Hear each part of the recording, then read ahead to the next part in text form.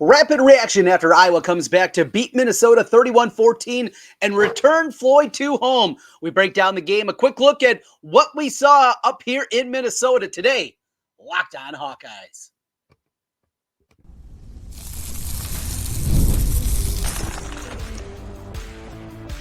You are Locked On Hawkeyes, your daily podcast on the Iowa Hawkeyes. Part of the Locked On Podcast Network, your team every day. Hey, welcome in. I'm Trent Condon, and this is the Locked On Hawkeyes podcast. Thanks for making Locked On Hawkeyes your first listen every day. We're available wherever you find podcasts. You can also watch us on YouTube. Hit that subscribe button if you're watching on YouTube.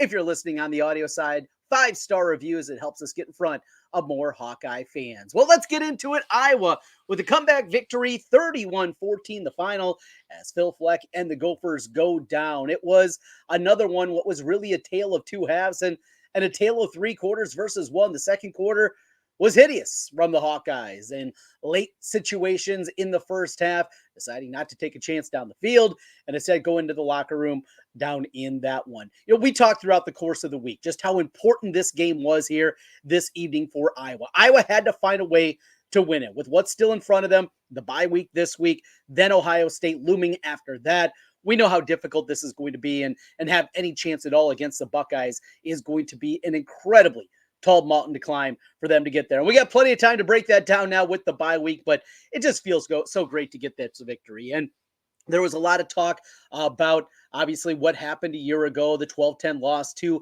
Minnesota, the Cooper DeJean invalid fair catch.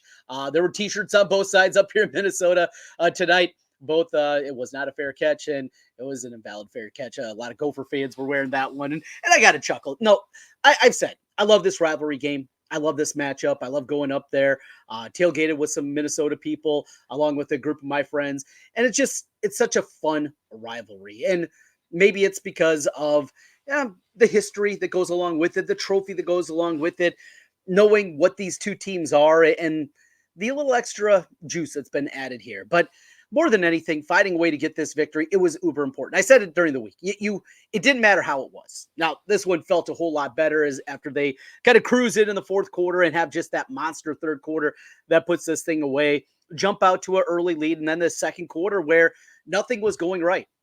There were plays to be made out there. There was opportunities, and they just weren't able to have it. A big punt return that was called back. Ability to kind of flip the field in that one with Weegan, and that didn't happen because of a block in the back on TJ Hall. In fact, that was the only penalty, though, in the game. And overall, Iowa played a clean football game and played, I think, a much better. That second quarter will loom, and we'll talk plenty about that. We'll be back with you on Monday. We will have a deeper dive into this one. Being at the stadium here tonight, didn't have a great opportunity, obviously, to look through everything that we've seen and kind of all the parts to it. But it felt great. And really the biggest part about this is going to be the conversation about Kaleb Johnson and what he continues to do after having to sit out the first half because of a suspension in week one against Illinois State, coming back in that one afterwards and still running for over 100 yards, had a couple of touchdowns in that one. He has now scored multiple touchdowns in every game. I mean, think of that, 9 touchdowns now through the first 4 games of the season. If that continues, we're talking 27 rushing touchdowns. Now, I don't think he's going to stay at the pace that he is right now. I don't anticipate that we're going to see him put together that kind of season. Also, that would mean he's rushing for nearly 2,000 yards this season if it continues. There's going to be tough games. There's going to be ones that are loaded up. And it's going to come down to Cade McNamara being able to make plays. And we saw, again, more Brendan Sullivan in this one. He was out there in that goal line situation when they were going inside the 10-yard line. He was coming into the game. Cade McNamara needs to be better.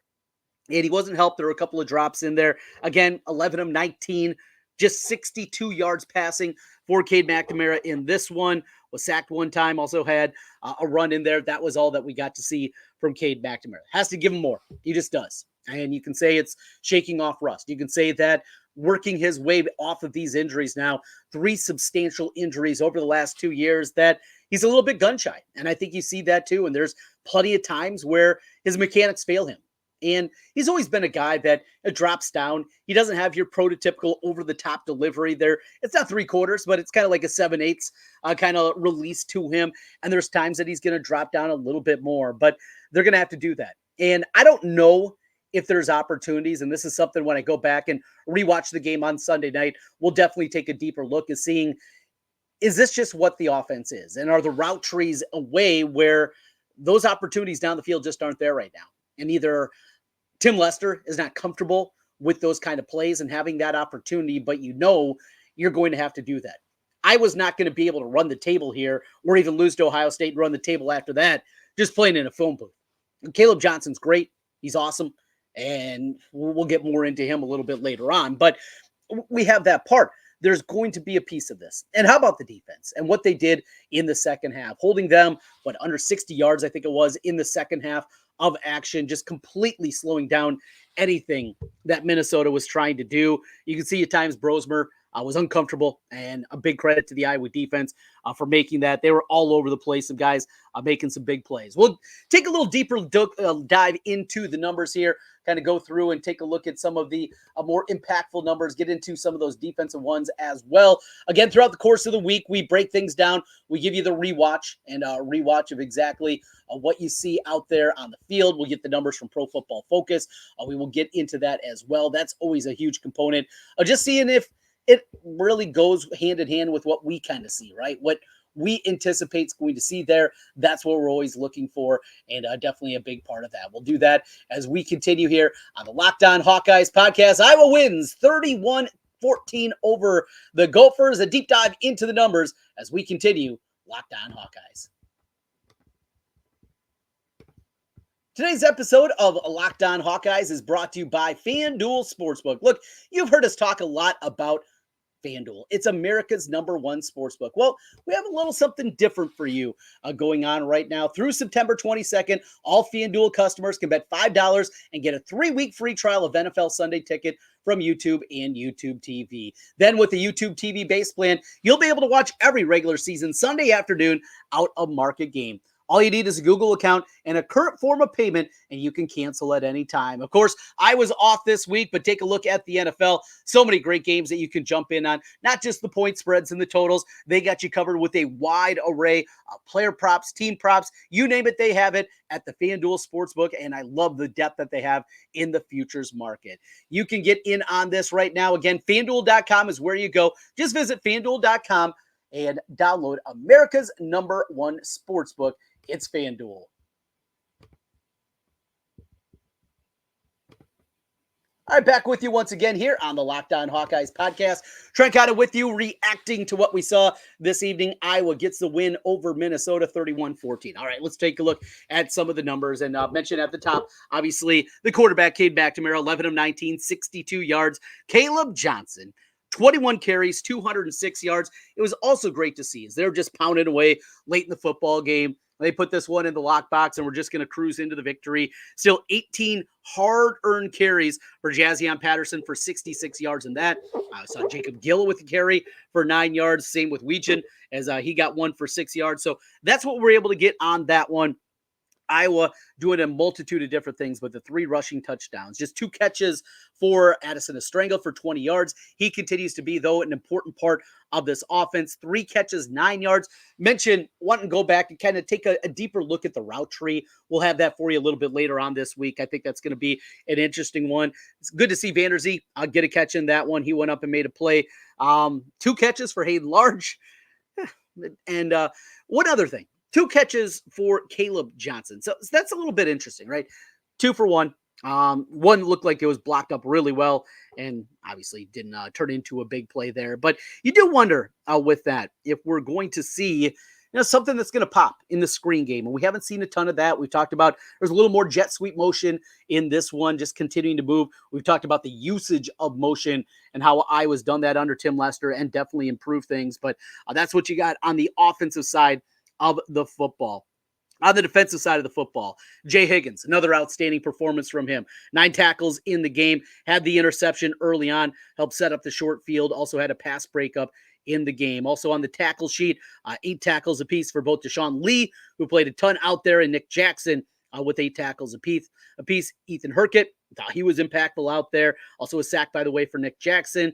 Jamari Harris and Sebastian Castro with 4 apiece. This team flying around, making some plays. Great to see, and a really good game for Nick Jackson after another slow start, I thought, this year. Feels like he's coming on, and we saw that certainly from him a year ago. Quinn Schulte also with an interception during the second half of the game. Great to see him get a pick off.